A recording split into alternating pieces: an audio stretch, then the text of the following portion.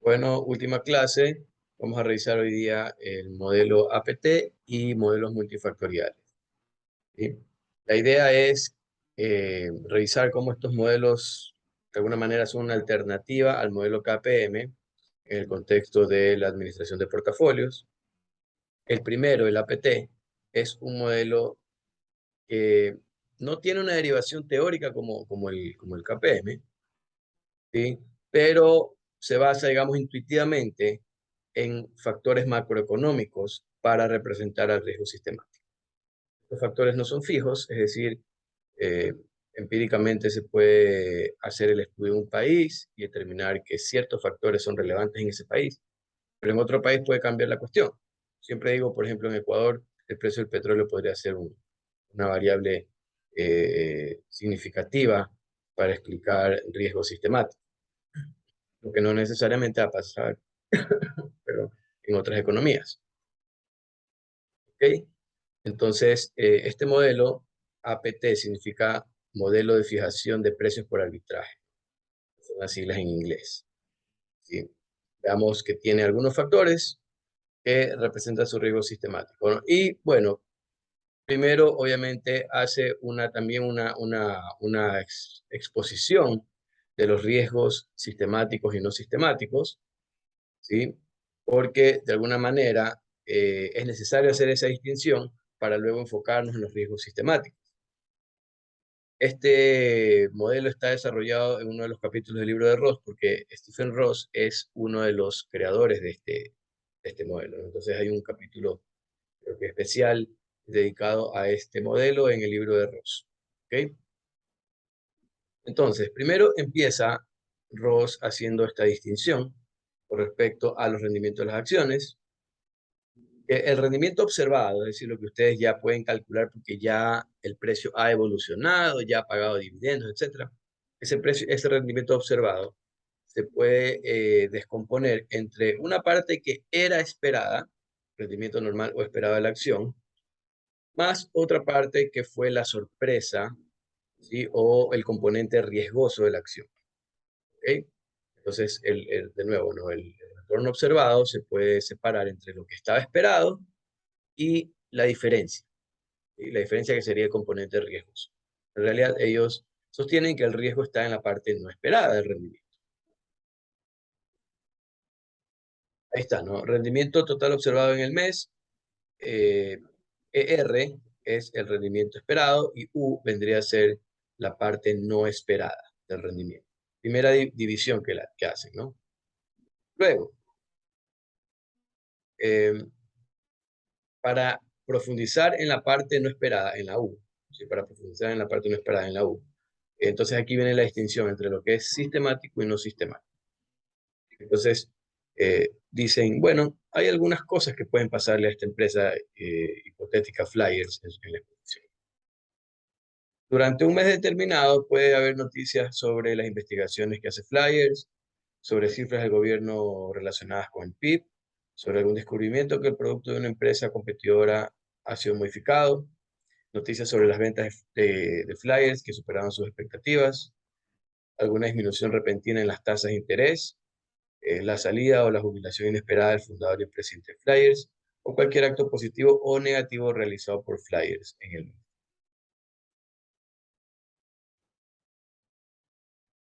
Si algún anuncio, ¿verdad? Eh, con información sobre desempleo, PIB, era esperado por parte de los accionistas, y en realidad sobre cualquiera de esas cosas, y cualquiera de esas cosas, era esperada por parte de los accionistas o de los inversionistas, supone que eso ya estaba metido en el retorno esperado. ¿Ok? Si cualquiera de estas cosas, repito, coinciden con lo que se esperaba antes, cualquiera de estas noticias coinciden con lo que se esperaba, entonces se supone que esa información ya estaba metida en el retorno esperado. ¿Ok? Ya estaba metido en el retorno esperado. Uno, digamos, estima retorno en función de expectativas futuras que se supone que contienen toda la información disponible, o que ha procesado toda la información disponible. Pero en cambio, si alguna de esas noticias es una sorpresa, entonces va a parar en la parte no esperada, ¿sí? Entonces, una de esas noticias representa una sorpresa, en sí, la noticia en sí o eh, la magnitud de la variable dentro de la noticia, por decirlo. Eh, las cifras del gobierno sobre el PIB se revelan, yo qué sé, eh, religiosamente cada trimestre, ¿ya? Entonces puede haber una expectativa de 3% de crecimiento del PIB, supongamos, ¿ya? Y resulta que luego sale la noticia de que el PIB creció 3,5%. Bueno, el 3% era lo esperado y eso se supone que ya ha sido procesado y estaba y formaba parte del rendimiento esperado de la acción, de alguna manera. No necesariamente tal cual 3%, pero de alguna manera, ¿sí? Dependiendo de cómo la gente estime la relación entre el PIB y la empresa.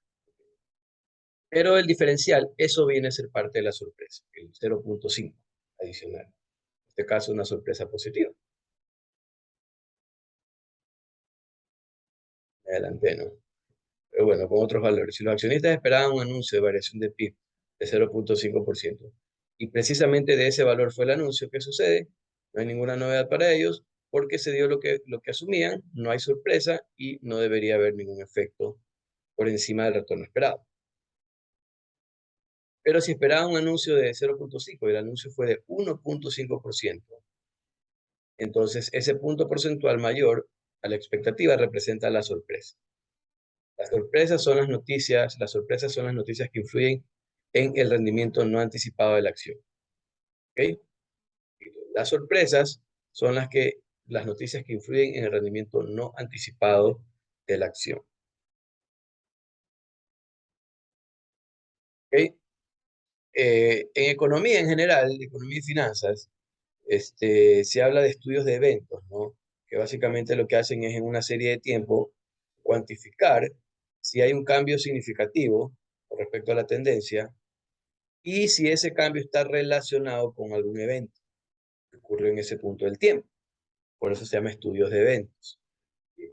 Por ejemplo, aquí vemos gráficos que pudieran representar aquí un impacto positivo significativo. Esto podría denominarse una buena noticia, que hubo un evento con buena noticia sobre algún evento que impactó positivamente el rendimiento y hubo un incremento estadístico significativo.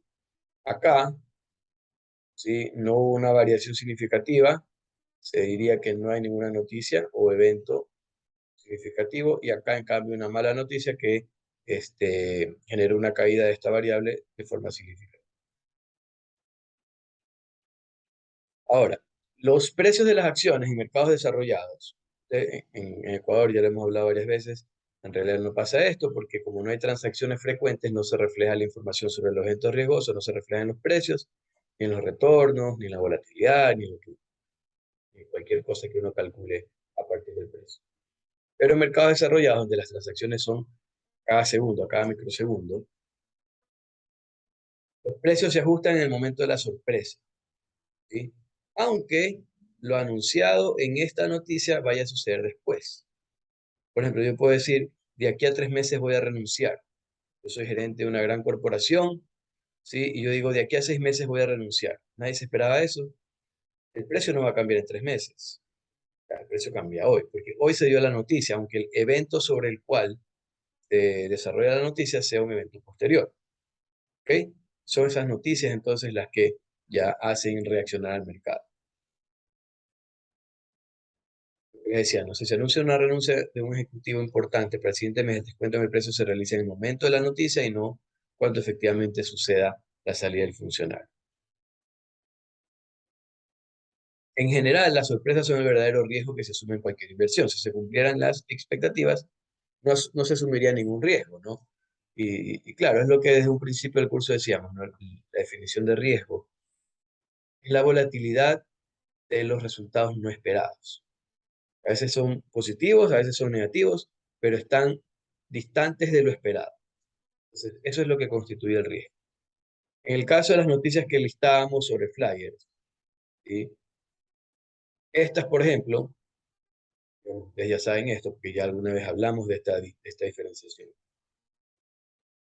Estas noticias sobre las cifras del gobierno sobre el PIB, sobre disminución de las tasas de interés, sobre cifras de inflación, Se las conoce como riesgo sistemático porque afecta en mayor o menor medida a un gran número de activos o a todos los activos de la economía en general.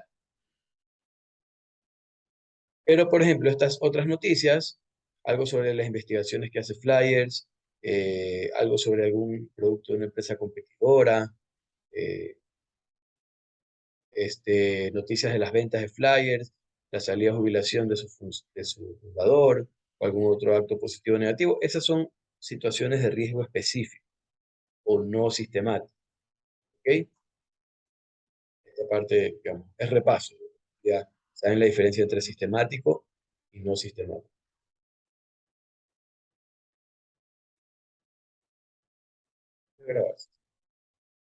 Ok, entonces, decíamos que el retorno lo podíamos dividir entre retorno esperado y no esperado. Y ahora, la parte no esperada se puede dividir, mire la U. La U se puede dividir entre riesgo sistemático, digamos, retorno que obedece a riesgo sistemático, y retorno que obedece a riesgo no sistemático. ¿De acuerdo? La U, la parte inesperada, ¿sí? Es la parte de retorno eh, que se divide en dos partes, que se divide, ¿verdad? A su vez en dos partes. Y retorno debido a riesgo sistemático, la M, y retorno que se debe a riesgo no sistemático, epsilon. ¿Ok?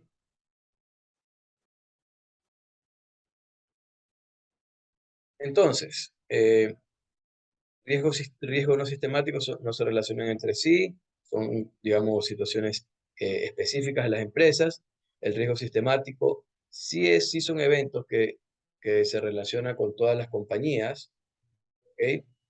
Pero ya sabemos que a algunas les puede afectar más que a otras. Es lo que en el KPM vemos como el beta. Mide la sensibilidad de una acción con respecto al mercado, a eventos que pasan en el mercado en general, y claro, vemos que unas empresas tienen más betas que otras. En el modelo APT hay varios factores de riesgo sistemático. Por lo tanto, vamos a tener varios betas. En el KPM, el factor de riesgo sistemático que usamos es el retorno esperado al mercado. ¿Ok? Se le resta la tasa libre de riesgo y ahí digamos, se hacen estimaciones de retorno multiplicando por el beta. Pero en el modelo de mercado, por ejemplo, cuando ustedes estiman el beta en el modelo de mercado, en la regresión, la variable independiente contra la cual se relaciona el retorno de la acción es el retorno de mercado. Entonces, ahí se refleja básicamente el riesgo sistemático en el KPM. Acá hay varios factores. Vamos a tener varios betas. Este es un ejemplo. Yo les decía que estos factores macro no son fijos en el sentido de que no siempre o no en toda economía, en todas las economías son los mismos. Pueden cambiar dependiendo en realidad del tiempo, de la característica de la economía. ¿Sí? Es un tema empírico en realidad. En el KPM sí tiene un fundamento teórico. Y el retorno de mercado como factor de riesgo proviene de un modelo teórico, ¿no? Una base teórica. Aquí esto es intuitivo, dice, ok, elijamos factores macro, probemos en este mercado, en cada mercado, qué factores son significativos. Entonces, eh, aquí tenemos un factor para la inflación, un ejemplo, repito, ¿no? Con tres factores. Otro factor para el PIB y otro factor para las tasas de interés. ¿Ok? Pero estos factores, ya vamos a ver cómo se cuantifican. Se cuantifican solamente con la sorpresa, es decir, el valor que toma la variable menos su valor esperado, menos su expectativa. Esos son los factores. No solamente las diferencias entre el valor observado de la variable macro menos lo que se esperaba sobre esa variable.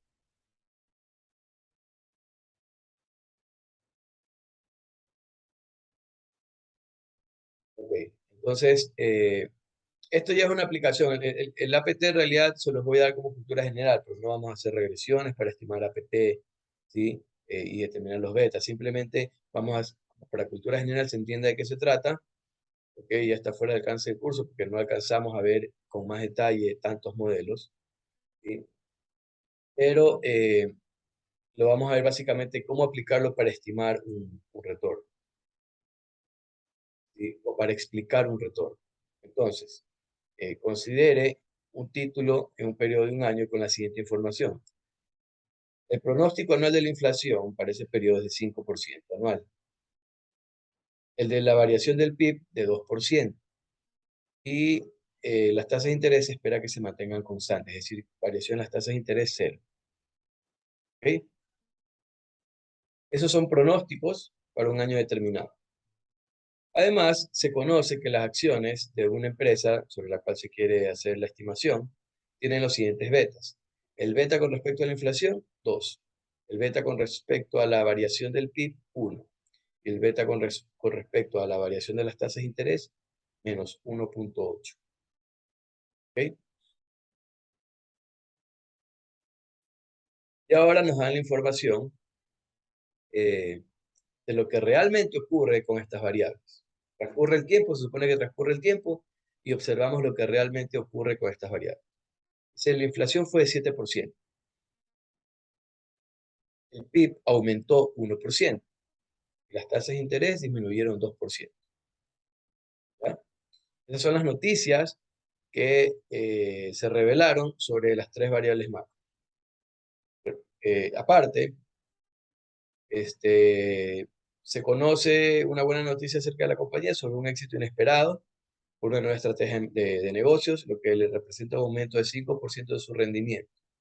La expectativa de rendimiento de esta acción era del 4%. Entonces, ¿cuál es el retorno total de la acción o el retorno observado? Y ven, aquí tenemos 5% es algo específico, miren, algo específico de la acción que, que forma parte de lo no esperado, es decir, sería epsilon, ¿ok? 5% epsilon.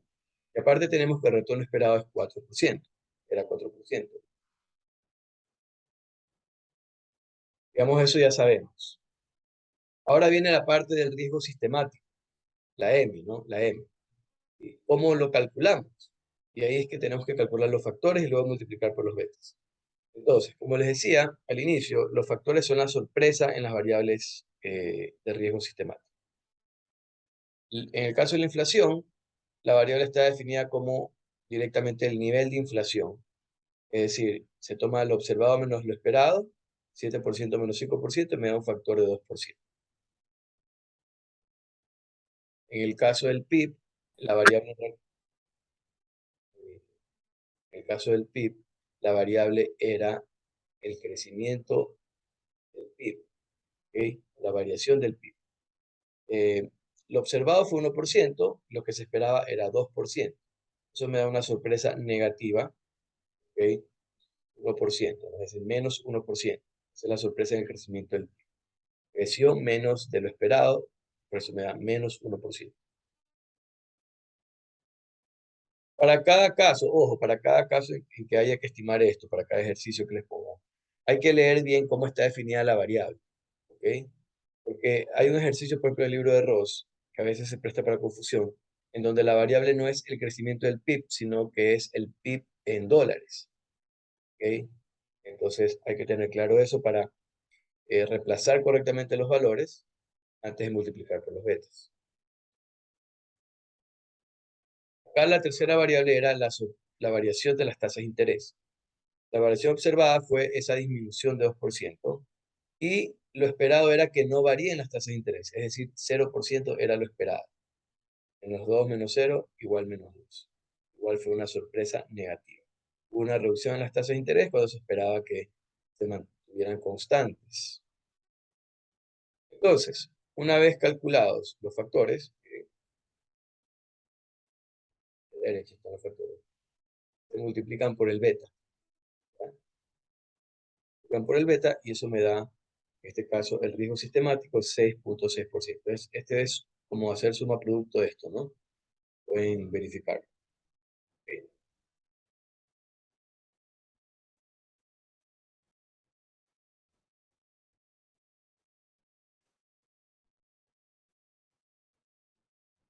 Esto da 4%, menos 1%, 3%, 3.6%, 6.6% positivo. ¿Ok? Ya con todos los componentes calculados, Tenemos entonces 4% era el retorno esperado, 6.6% es la variación en el retorno o la sorpresa en el retorno debido a factores sistemáticos y 5% la sorpresa en el retorno debido a factores específicos de la empresa. Lo que da un retorno total de 15.6%. ¿Ok?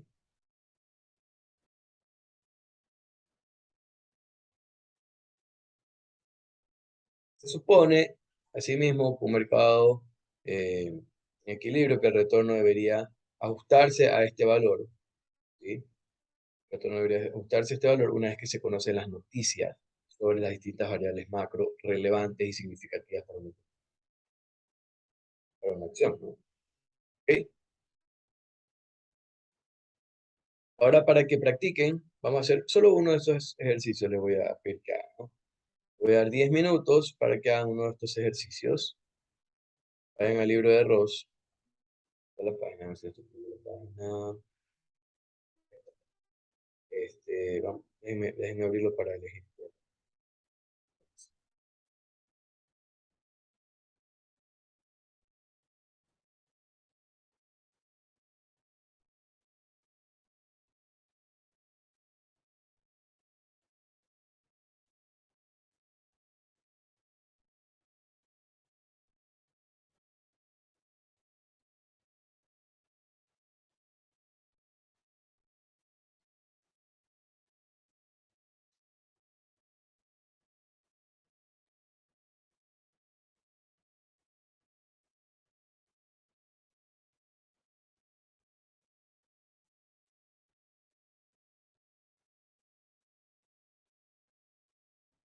Ok, a ver, aquí está.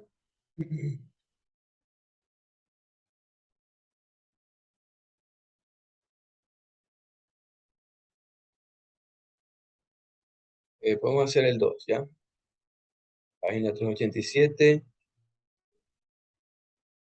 modelo de factores. Sí. Modelo de tres factores, suponga que un modelo de tres factores es apropiado para describir los rendimientos de una acción. Miren lo que les decía, ¿no? Aquí está el PIB en dólares, ¿no? Esto puede ser millones, no sé, millones o millones, lo que sea. Pero en todo caso, claro, como el resultado total tiene que ser una tasa de rentabilidad, de retorno. Por eso el beta es tan chiquitito aquí, ¿no? Porque se va a multiplicar por dólares. Entonces, el impacto debe traducirse a retornos. Entonces, pues, ese beta es súper pequeño, 0.000. Beta de inflación negativo, beta de tasas de interés negativo, ¿no? Y acá están las preguntas. Calcule el riesgo sistemático y calcule el retorno total de la acción. ¿Ok? Entonces, les voy a dar 10 minutos para que hagan ese ejercicio y de allí los veo. Todos deberían tener ese libro, ¿no? 10 minutos.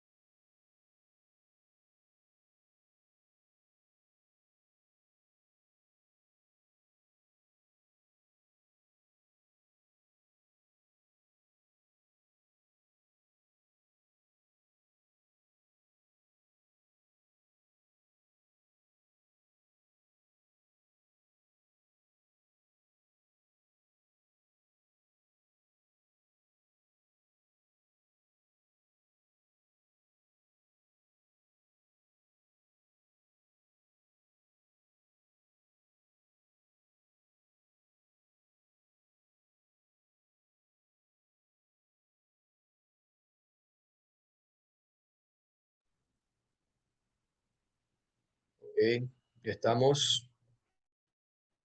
A ver, este es la resolución. Aquí algunos ya me escribieron por el chat interno, ¿sí? Y me dieron sus respuestas. Estaban bien, los que me respondieron, estaban bien, así que asumo que no estaba tan complicado, que también, aparte de ellos, otros más lo hicieron, ¿no? La clave está aquí, ok, calcular la sorpresa, valor real o observado, menos valor esperado. Eso es lo que constituye cada uno de los factores.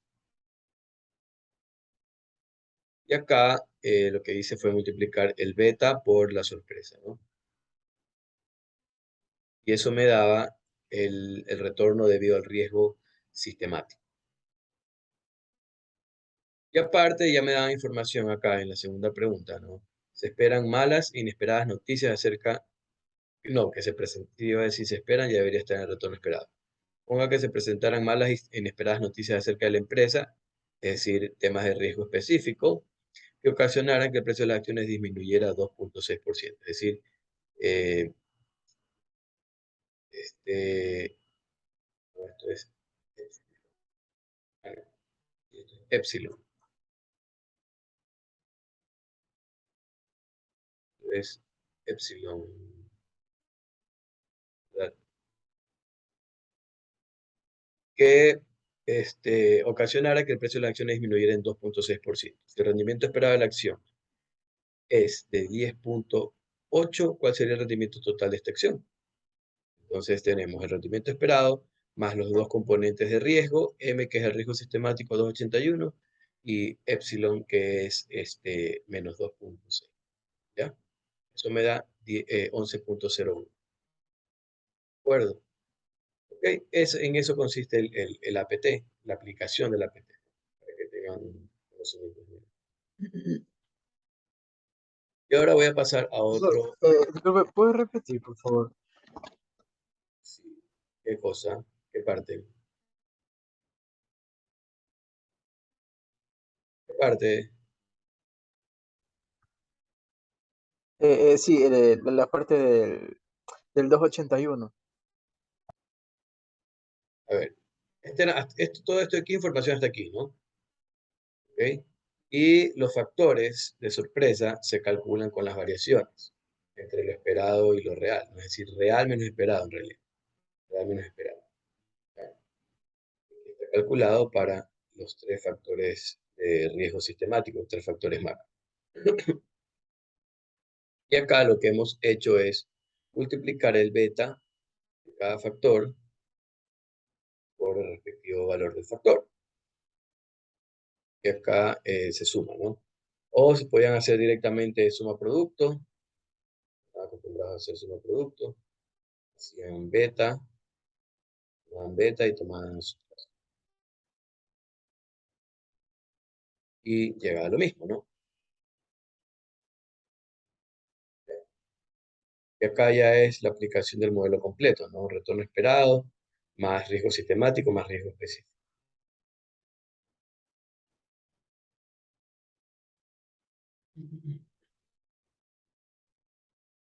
Oye, gracias. Muy bien. Listo.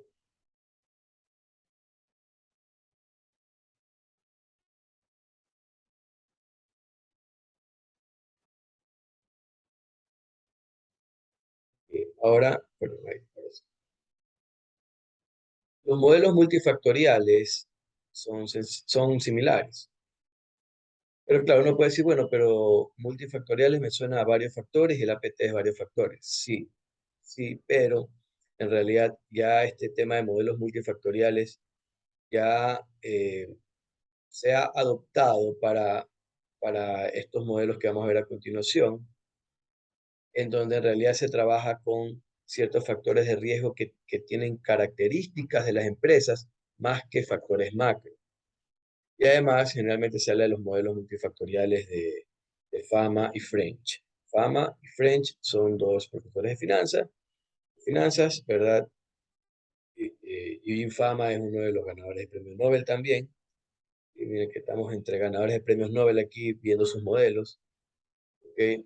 Este, Y ellos lo que hacen es tratar de, aquí sí, tratar de, de identificar factores de riesgo que expliquen de mejor forma el retorno observado de las acciones.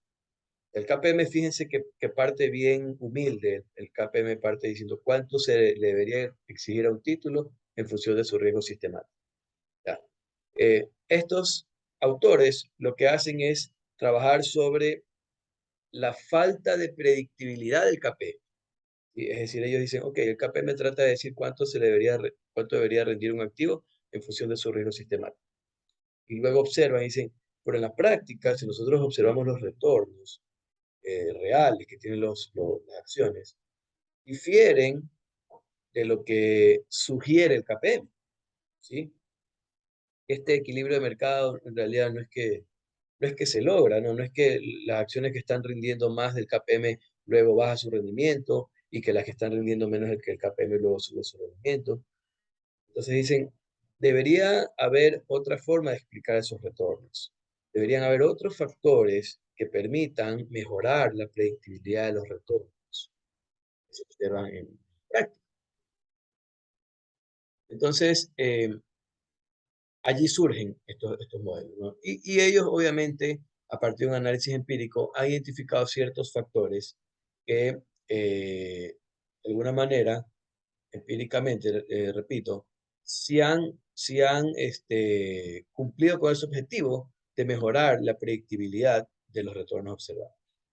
¿Ok? Estos modelos, aparte de, obviamente, de mejorar la predictibilidad de los retornos, también se usan para medir el desempeño de los administradores de fondos. Los modelos de Fami French son la base para otros modelos que tratan de ampliarse, ¿no? Entonces, este es un modelo de varios factores. Vamos a ver específicamente Fami French cómo, este, cómo proponen, ¿sí? Cómo proponen hacer el análisis del retorno de los activos.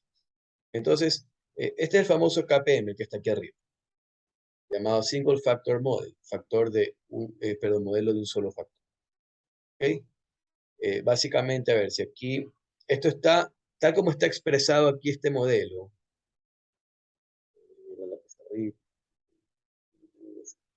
voy a mover, es medio raro.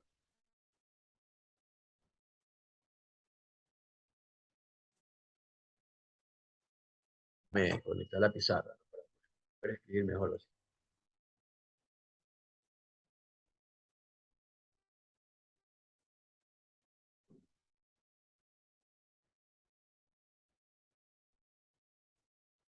Este modelo está, tal como está expresado aquí, está en modo estimación econométrica.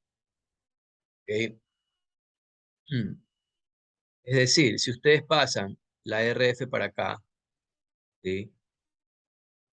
Tienen el KPM. Aparte,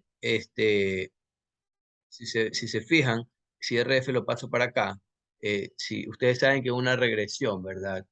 El valor estimado, cuando sacan valor esperado, ¿ok? Ambos lados de la ecuación. Ustedes saben que el valor esperado del error es cero, ¿no? ¿Ok? Bajo la hipótesis nula de que A es igual a cero, entonces este modelo de aquí, empírico, este es igual a KPM, ¿no?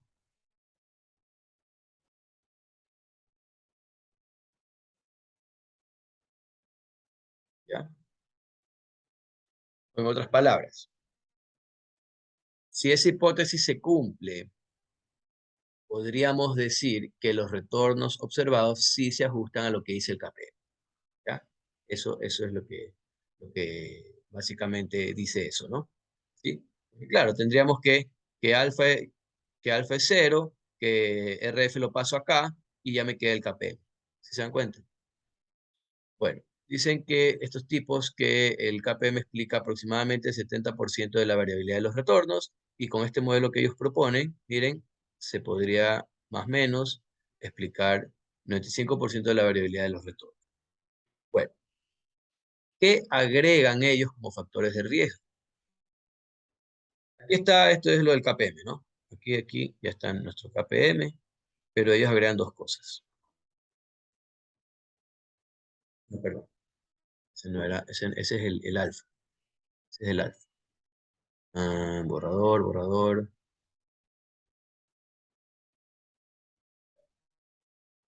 Nuevo. Luma. Listo. Aquí está el factor de riesgo del KP. ¿Ok? Pero ellos tienen dos factores acá. Uno es el factor tamaño y el otro es el factor de valor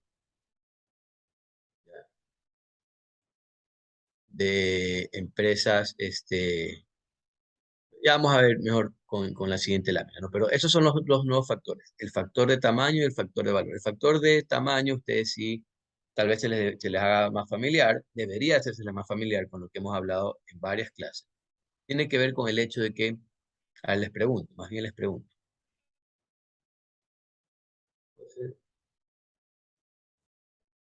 Eh, ¿Cuáles acciones, empíricamente, cuáles acciones suelen ser más riesgosas?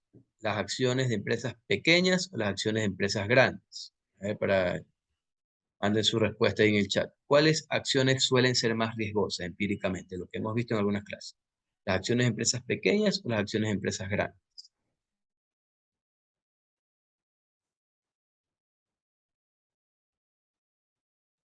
Dicen pequeñas, pequeñas, pequeñas, pequeñas. Muy bien, pequeñas. Muy bien, muy bien. ¿Se acuerdan? Me gusta eso, que se acuerden. ¿Sí? Las empresas pequeñas suelen mostrar rendimientos más volátiles y suelen también ofrecer retornos esperados más altos. ¿Ok? Entonces, ahí ellos dicen, hay un factor de riesgo asociado con el tamaño. Hay un factor de riesgo asociado con el tamaño. De manera que, cuando yo voy a decir el retorno esperado de tal acción debería ser tanto por ciento, una de las cosas que yo debería hacer es ver su tamaño, ¿sí? Ver si es pequeña o si es grande, ¿ya? Y si es pequeña, yo debería esperar mayor retorno. ¿Por qué? Porque al ser pequeña tiene un factor de riesgo. Comparativamente con las grandes, tiene un riesgo adicional que debería generar una prima en el rendimiento. Tiene sentido, ¿no? Tiene sentido. Y va acompañado de la evidencia empírica. ¿Ya? Entonces, yo creo que este factor de tamaño se entiende totalmente. Hay un riesgo ahí implícito en el tamaño.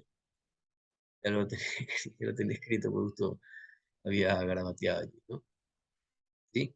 Que acá también lo voy a explicar, ¿no? Primer párrafo ya no lo voy a explicar. Ya sabemos que es el factor del KPM. Si los otros dos factores se construyen, es decir, a ver, intuitivamente entendemos que el tamaño genera un riesgo. Al ser más pequeñas, hay mayor riesgo que las grandes, por lo tanto, hay una prima de rentabilidad allí que se esperaría ganar al tener acciones pequeñas en comparación con tener acciones grandes. ¿Ok? Ahora, ellos, así como cuando ustedes quieren estimar el beta, ustedes necesitan el retorno de mercado histórico, ¿sí o no? Acá yo debería recoger una variable, datos de alguna variable que refleje ese tamaño. Entonces, ¿qué es lo que se hace? ¿Cómo se construye ese factor de tamaño? Y esto, de hecho, uno lo puede encontrar en la página de Kenneth French. En la página de Kenneth French están publicados los datos de estos portafolios con los cuales se han calculado estos. ¿Okay? Digamos, de una muestra grande de acciones, donde hay acciones pequeñas, chiquitas, medianas, de todos los tamaños, ¿sí? El mercado estadounidense. Los tipos sacan, perdón, históricamente, el retorno promedio de 3 portafolios de empresas pequeñas y le restan el retorno promedio de 3 portafolios de empresas grandes. ¿Ya? Entonces dicen, ok, vemos históricamente el retorno de empresas pequeñas menos el retorno de empresas grandes y ahí saco un número. Por ejemplo, en el mes de agosto del 2022, ¿cuál fue el retorno de las empresas pequeñas en promedio? ¿Cuál fue el retorno de las empresas grandes en promedio? Resto, y ahí tengo un dato. El dato de agosto del 2022 es ese. Y así históricamente recogen esa información y por lo tanto ya tienen publicado ese factor. el factor de tamaño, que es el diferencial de rendimiento entre empresas pequeñas y empresas grandes. ¿Ok?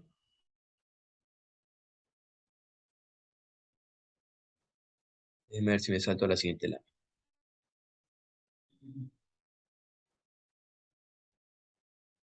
Ahora quiero hablar de las empresas del otro factor, ¿no? Y después les digo cómo se calcula el factor. Pero primero, intuitivamente, ¿no? Sino que el de tamaño creo que lo entendían todos y por eso fue más rápido.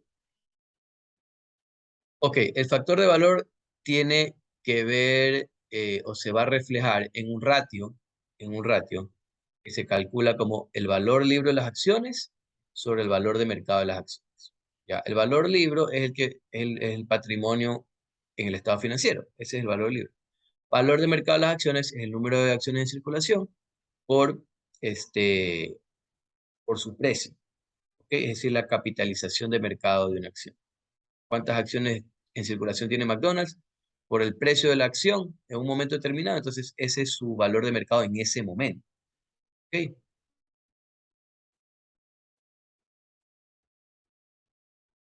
Las empresas value, atención aquí, ya empezamos a tratar de entender el factor.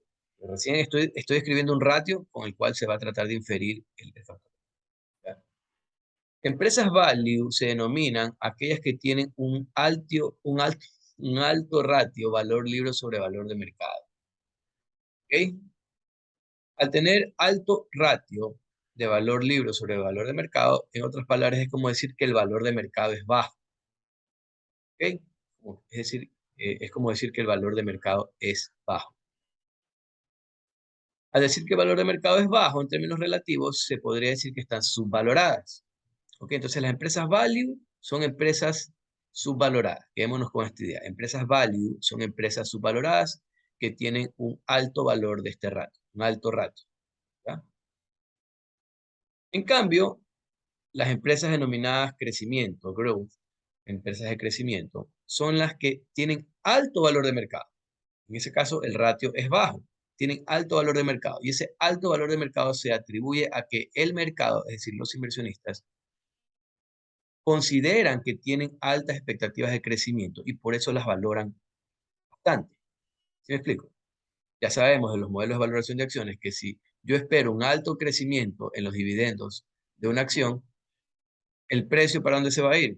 El precio estimado debería subir. Entonces, eso es lo que se asume aquí, que aquellas acciones que tienen alto valor de mercado, se atribuye que es porque el mercado, los inversionistas, tienen altas expectativas de crecimiento en esas acciones, por eso las valoran favorablemente y por eso el ratio ¿sí? Sería bajo, ¿sí? El ratio sería bajo, porque el valor de mercado que está en el denominador subiría. ¿Ok? Ahora, ¿en dónde, recuerde lo que hablamos en la clase pasada, deberían poderme contestar, ¿en dónde se espera mayor rentabilidad futura? ¿En las empresas value o en las empresas growth? ¿En dónde esperarían mayor rentabilidad futura? Si compran hoy día una acción de la value y una acción de las growth. ¿En dónde En esperarían las mayor? varios. En las value, ¿verdad? En las subvaloradas. Subvaloradas, sinónimo baratas. Compro algo barato, ¿ok? Asumiría entonces este, que, que me va a generar una alta rentabilidad. Por eso digo que está barato, porque su precio es bajo con respecto a lo que me puede dar. ¿De acuerdo? Entonces, el factor de valor justamente trata de reflejar esto, ¿ya? Que las empresas subvaloradas, ¿sí? De alguna manera son empresas en las que probablemente hay una expectativa mayor de riesgo, por eso no las han valorado favorablemente, ¿sí? Hay alta expectativa de riesgo probablemente, pero al mismo tiempo se esperaría mayor rentabilidad futura. ¿Ok? Entonces, ahora sí, teniendo eso claro, regreso al factor.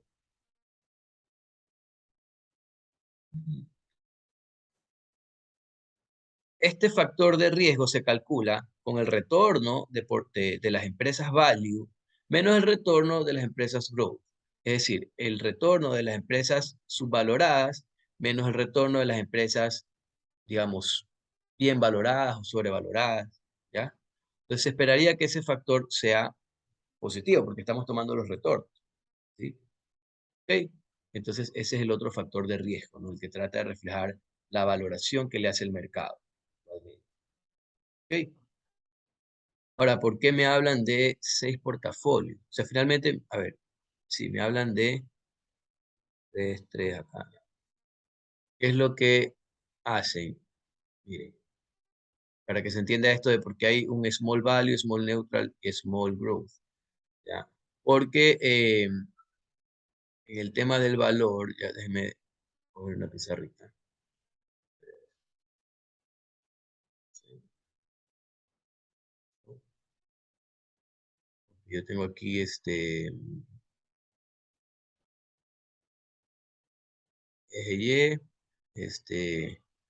Y, acá, tenemos por aquí tamaño, ¿ok? Y tenemos por acá el ratio, valor, no sé por qué,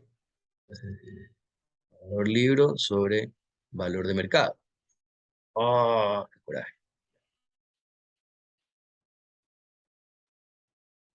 En el eje, con respecto a este ratio, se divide en 3 partes.